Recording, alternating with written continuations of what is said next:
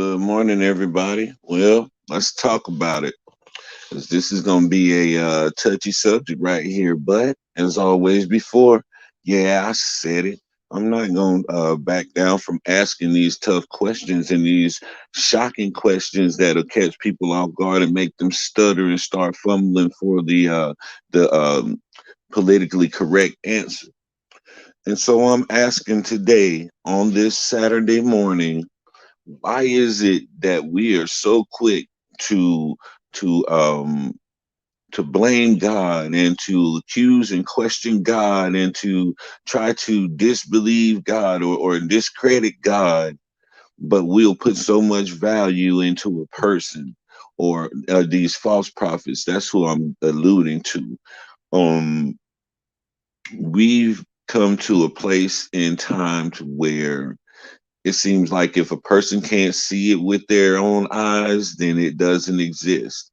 And this is the greatest trick that the devil is pulled, is making the world believe that he don't exist so that he can move freely and influence and do the things that he does without being detected or fought against. And so this is why you have people who will say that there's no heaven or no hell, there's no God or no Satan. And these people have been influenced by that spirit in order to cover up the fact that there is an opposing force out there that you cannot see, that is working against you daily and constantly. But if you don't know your enemy, and this goes back to a show that I just recently did talking about knowing your enemy, if you don't know your enemy, then you're never going to even be starting the battle. So how can you claim any victories when you don't even know who the enemy is? You're not even fighting. You're shooting your weapon off into the night sky, hoping that a bullet hits somebody, basically, is what you're doing as a so-called believer. So my thing is this, man. Why are we so quick to put all of our value and all of our respect and all of our reverence into men and women and things? It's because we can see those things. They're tangible. They're right there in front of us to touch, taste, hear, see, all of those things that our senses pick up on. That's what people are responding to. But it's harder to do that with God because you have to channel your spirit, man. Now, and that's the thing that people are way out of practice of. I was talking the other day about people losing their humanity. Well, in the loss of your humanity, you also lose your connection with the Most High. That was the biggest problem that Adam and Eve dealt with, and that was their biggest distress, was losing connection with the Most High. And so that's what we see people experiencing. We see that veil covering their eyes. They can't see anything in the spirit because they have become so carnal minded that they can't see anything in the spirit. Everybody always alludes to money. And it comes down to this right here. Because and anybody that I have a discussion with from now on, I'm gonna be sure to make this point. You always talk about money as if money is God. You always talk about money as if money can do things that God can't do, as if God didn't create all of the things that it requires to make that money, the people, the materials, the concept, the brain that thought it up, the world that it comes from. He created all of it. But we as men will make this concept that was created by a creation bigger than the creator or equal to the creator. Hmm. And then we'll cry out to the creator like he's supposed to do something on our behalf when we're sitting here slapping him in his face, giving all of his praise, all of his worship, all of his time, all of his energy to money. But then he's supposed to turn around and bless you with that you are placing over him. Where is that? Make that make sense to me. Make it make sense to me. I'll give you all the time in the world to make that make sense to me. How? But the word already said that. It already said that you will worship the creature instead of the creator. So that's already been spoken. It's already been prophesied. I don't even know why I'm asking people that question when they don't know what they sells, but it's just the frustration that's built up in me, man. Because every conversation that I have with every single person always alludes to money as being the solution. There's always got to be money in there. Nobody puts the most high in there. They'll say the most high as using him as a tag or using him as the label or the banner that they will move under, but they don't consult the most high when they say and do things. They don't talk, they don't have a relationship, they don't seek those instructions from him. They go out and do their own thing, or they go out and do something that they saw work for somebody else in this world. And when it don't work for them, oh, here they come dragging back. Oh, Father, why don't you do this? And Father, why don't you do that? But yet and still, all of your energy and all of your other time, besides those few minutes that you decide to get down and pray, as if you're really doing something. You think you're doing something, and you take those couple of minutes and you're like Cain, just throwing up your offering to God, and you expect him to bring down the heavens on your behalf. It don't work like that. And anybody who feels that it does, then I'm here to tell you it don't work like that. And stop blaming God for your ignorance. You out here doing things in ignorance and blaming God instead of going back, seeking God, seeking the Spirit of God, which teaches us. That's what it does. That's what it's here for, to teach us, to comfort us, to shape us, to guide us, to lead us into all truth and righteousness, right? But you'll go and consult uh, this dude over here who don't know how to handle his relationships properly. You go and seeking information from people who are going through it themselves, and all they're good at is hiding the problems that they have in their relationships. So because they put on a good facade and they can smile in front of each other and call each other baby and hug and kiss like everything is okay, but they going through hell and high water and are actually enemies to each other, but too afraid to split up. These are the people that you're going to for advice for your relationship. These are people that you're going to for advice for your marriage when they barely holding on to their own. But you didn't even think once about going to the one who created you both, the one who created the concept and implemented it. And then you'll turn around and point at him and be mad at him because of your inability to follow instructions. Yeah, I am getting on people's case. Yeah, I am calling people. Yeah, I am pointing it out. And yeah, I am putting myself in that too. Because I do these things too. And I'm frustrated at me too, but that don't mean that I can't speak on it, and that don't mean that I can't call other people out who's indulging in the same thing that I am.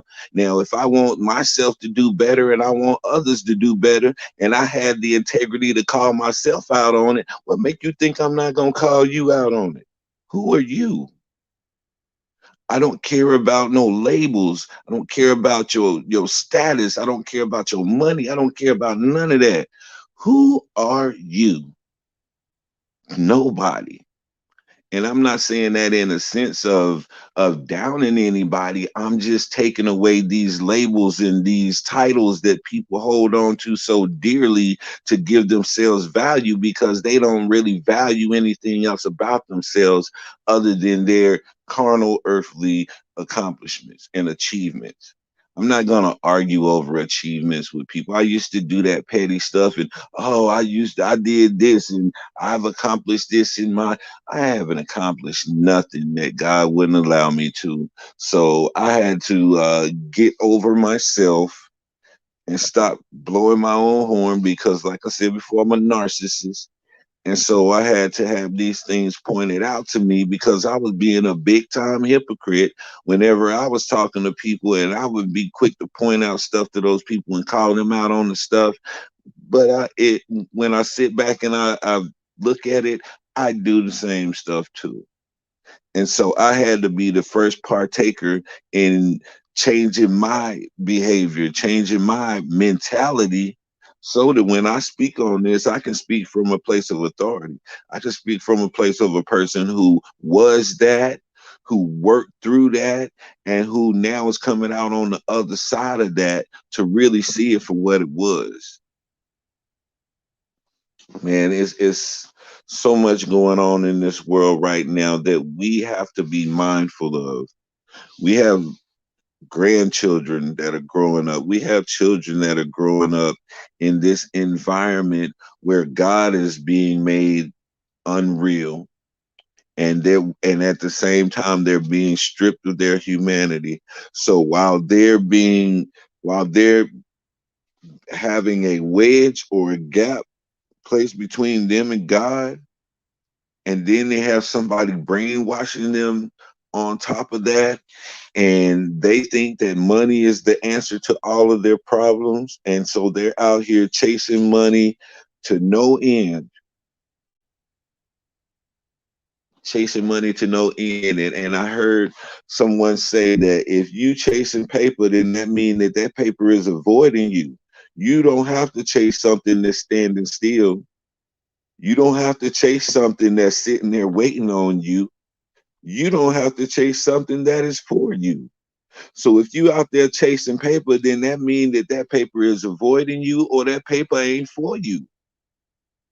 But that ain't the end all be all to happiness and joy in the world. If that was the case, why is there so many rich people murdering each other? Why is there so many rich people committing suicide? What was the dude named Robert Durst?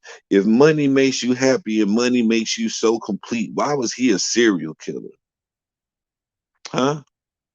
Answer that, since money is the answer to all of your problems. And I'm talking to the people who always alluding to money and thinking that money is going to save them and get them out of something. That question is for you.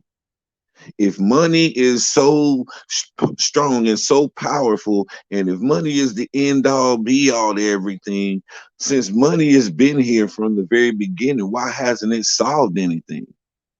Why has money not ended homelessness? Why has money not ended um, uh, starvation? Since money is the God, right?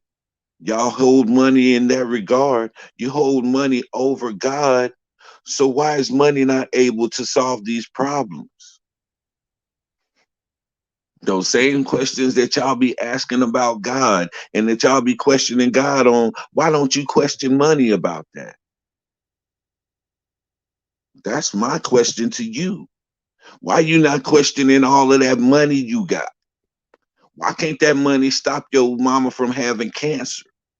Why can't that money stop your sister from having AIDS? Why can't that money stop your brother from getting shot to death in the streets? Why can't that money pull that bullet out of your son's chest? Huh? Since y'all put so much on money, let's really talk about the value of money. What can money really do? For all y'all who got babies out there who have diseases, who was born with all of this stuff because of the contaminants that you was putting in your body, why can't money save your child from that?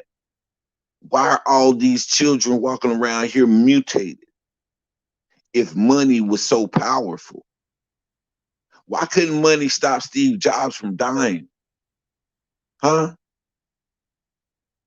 If Jeff Bezos or Elon Musk or Bill Gates or any of them guys got it right now, they would die. There's nothing that they could do. There's no organs that they could buy. They could do all that they want to, but they cannot stop that life from ending.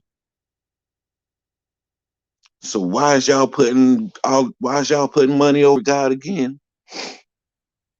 Huh? I don't see no reason to. I don't see any justification to, other than this fact, and this is the most important, and this is the primary fact, and I want y'all to understand this. Because you can see money, you can't see God. Because you can go out here and you can see the immediate results of using your money, but you don't see the immediate results of God working in your life. because everybody want everything now. They have absolutely no patience. And so they're now. I was talking the other night about LaMelo Ball and the Charlotte Hornets and how they're shaping up to be a great team and that they can be a championship team soon. Rings are more important than these small achievements whenever you have a larger goal. And this person was like, they ain't getting no ring, this and that, this and that. I was like, why does everything have to be now? Let's focus on patience and building a team. That's the problem with now. Everybody wants things so fast, so quick. You don't want to go through the process of building things properly. You just want it quick and done right and don't break and all of these unrealistic things. And then you get angry when they don't happen, but yet you're rushing these things and expecting them to be perfect when in the grand scheme of things, when you don't rush things, they still don't end up perfect. Say for instance, our um our automotive system, our automotive industry. You have people who will go through and have an assembly line and they're building these car parts and they're adding these car parts on the assembly line. Guess what? And I'm not talking about right now. I'm talking about we can go back to say the 80s and 90s. Well, now, well, in the 80s and 90s, they were more deliberate, more patient, more quality control. And so they still had cars who had callbacks on them. Every year when a new vehicle comes out, they tell you to wait till it's been out for about 2 or 3 years. That way they can do the callbacks and get all of the bugs and the problems out of it and then reissue the car out without those issues. So if that was the case back then leading up to now and they're speeding up the process, what makes you think that the vehicles that they're making now at a faster, more rapid pace don't have just as many bugs in it and just as many recalls? I'm not relying on this generation of now, because even back in the generation of when we took our time to do it, we still got things wrong. So in this generation where they're pushing everything and trying to be speedy about everything, I'm not trusting anything you build. I'm not trusting these airplanes that y'all are rushing out. What is that, the 737 or something like that, that they just can't get it right because the nose keeps pulling down into a dive to kill somebody, but yet still they still have Boeing out here trying to push this plane and trying to get this plane operational so that they can make more money without caring about the lives that they could potentially destroy with this faulty airplane. This is what we're dealing with. It's money over everything. Money over your life, money over your family, money over everything. But they'll sit there and they'll totally discredit and try to demonize God because of their love of money. But he stated that. He said, you're going to hate one and you're going to love the other. You cannot serve two masters. And this whole entire world has got conditioned and become comfortable with trying to serve two masters. Yeah, Christians, you, all of you. You're trying to serve two masters. And when you are trying to serve two masters, you're going to love one and hate the other. So either you're going to love God and hate money, or you're going to love money and hate God. And these are the dynamics that people in the church find themselves in. They find themselves, they won't admit it because they know it's wrong. But in their mind and in their heart and in their spirit, they know that they love money more than they love God. And their actions show it on a regular basis. The energy that they put into it show it on a regular basis.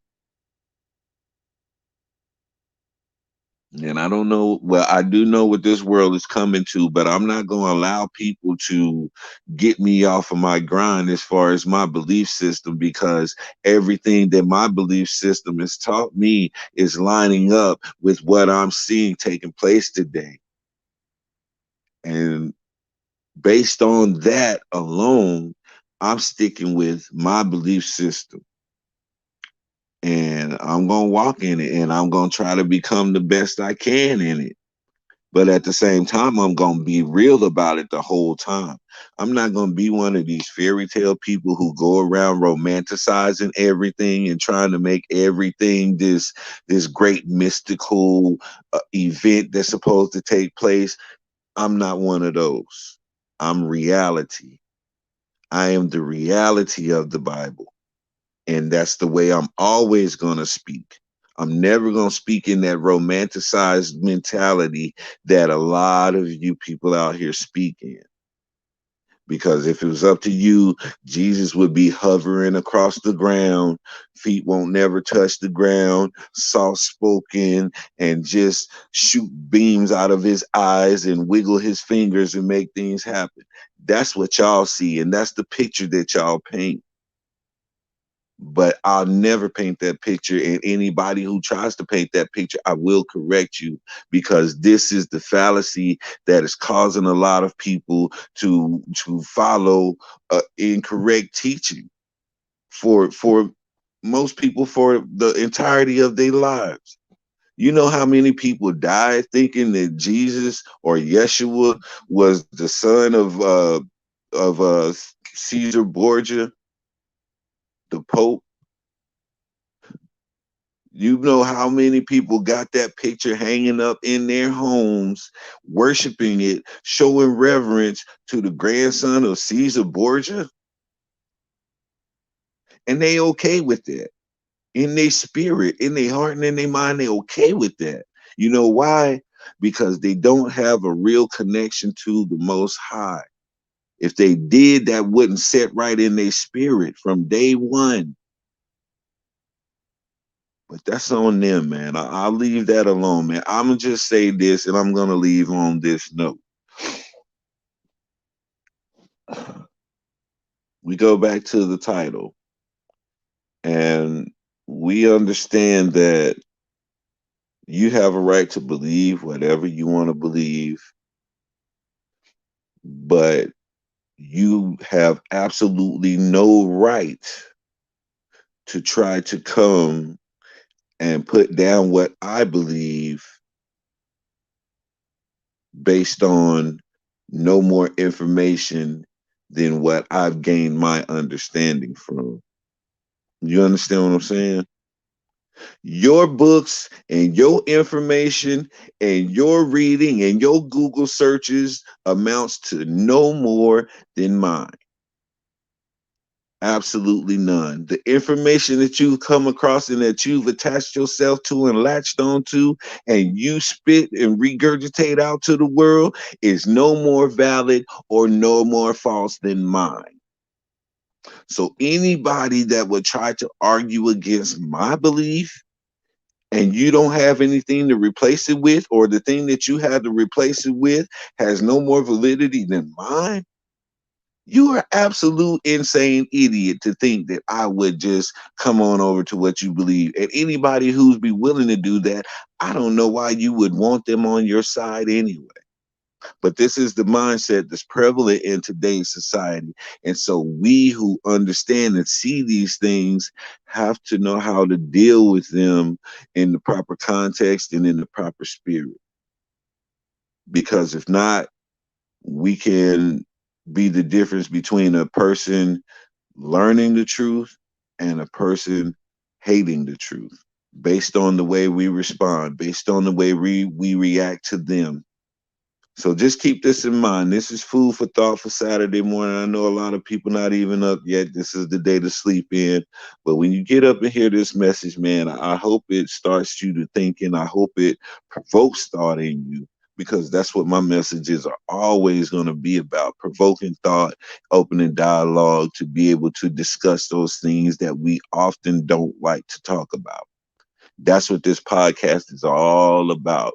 The things that we don't like to say, the things that we shy away from, the things that we don't want people to know about us. I'm going to be transparent, man, because I don't care. There's nothing that a person can do or say to change the course of my life. I know my purpose. I know the course of my life. I'm comfortable with me and where I'm at. So anybody else is coming into it, you're either going to be a lesson or a blessing. And I'm going to get what I'm going to get out of that interaction and keep it moving. But you have some decisions to make. Who are you really believing? Who are you really serving? Ask yourself, who are you truly serving? You know the answer. You can put on a charade for everybody else out here. You can wear a mask for everybody else out here, but you know the truth, and Yahweh know the truth. So I'm gonna leave on that note, man. This is your boy D Mac. You know what I say: sticks and stones can break your bones, but the word can always heal you. I'm out.